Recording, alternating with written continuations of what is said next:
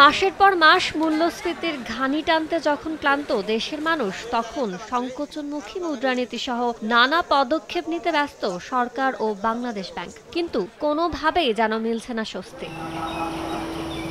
বাংলাদেশ পরিসংখ্যান bureau BBS এর মাসিক প্রতিবেদনে দেখা যাচ্ছে, টানা ১০ মাস ধরে খাদ্য মূল্যস্ফীতি ১০% উপরে রয়েছে। গেল জানুয়ারিতে দেশের খাদ্য মূল্যস্ফীতি কিছুটা কমেছে, তবে তা রয়েছে ১০.৭২%, যা গত বছরের মার্চের পর আর এক অঙ্কের ঘরে নামেনি। ফলে নিত্যপণ্যের বাজারে নাজেহাল অবস্থা সাধারণ মানুষের।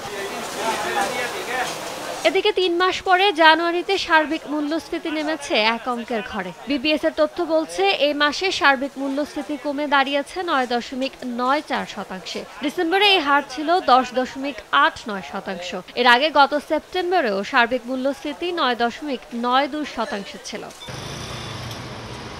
অন্যদিকে গেল ডিসেম্বরের তুলনায় জানুয়ারিতে এসে খাদ্য বহির্ভূত মূল্যস্ফীতি, অর্থাৎ শিক্ষা, স্বাস্থ্য, পরিবহনের মতো খাতে সাধারণ মানুষের ব্যয় বেড়ে গেছে।